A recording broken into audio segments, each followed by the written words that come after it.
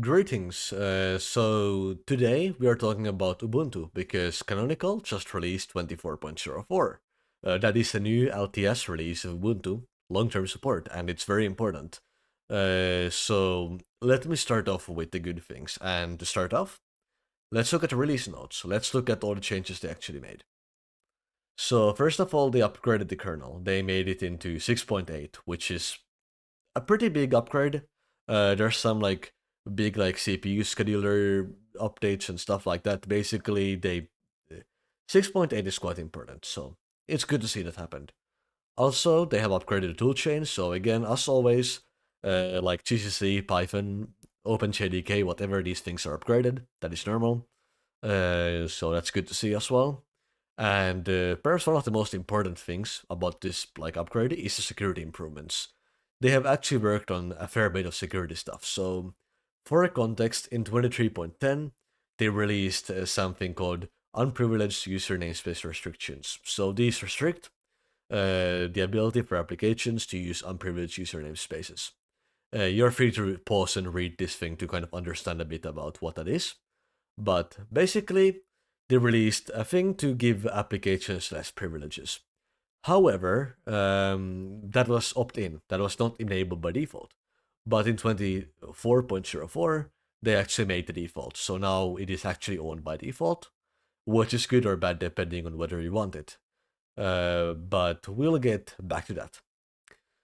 They also did some stuff to change what they require from packages, like from repositories and stuff like that. But perhaps most importantly, what they did is they increased hardening. So when they compile packages in the repository, they have actually increased the hardening level of GCC. So no longer do you get packages compiled with security level 2, you actually get ones compiled with security level 3, which is more hardened. It's going to be limiting the potential of exploits of vulnerabilities in the applications, so you're less likely to get supply chain attacks actually affecting you. So that's cool. That's nice.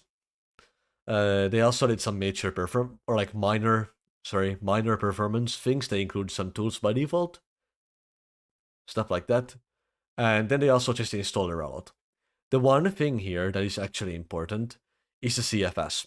So previously, you could only use CFS by manual partitioning, but now they have actually enabled guided partitioning for CFS. So you can do it through GUI in a quick, easy manner.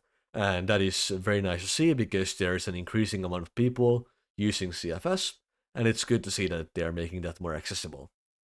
Um, and yeah, that's the important things.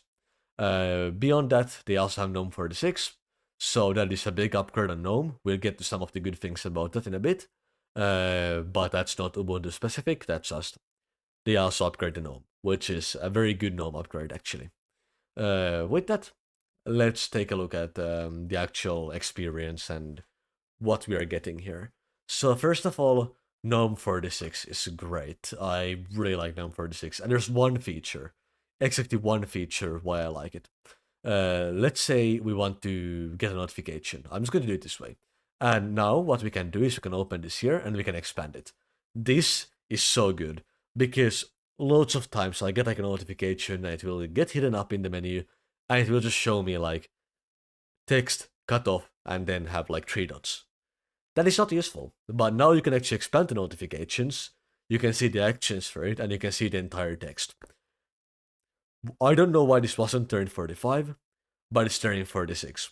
So good job, Gnome team. At least you added it eventually. This is the best feature in Gnome 46, hands down for me. The notifications now work like they should, and you can expand them. Yay! Another good thing is fractional scaling. So, it's already existed here. Fractional scaling has existed here. You can, pick these, but now it's actually native. Previously, it wasn't native. It wasn't really. It was there, but not natively supported by the compositor or window manager. I guess compositor. Yeah, it wasn't natively supported by Mutter, but now it is. So, yay, that's a good thing also, and actually a very big thing for some people. Uh, Besides that, one more good thing is a lot of extensions still work.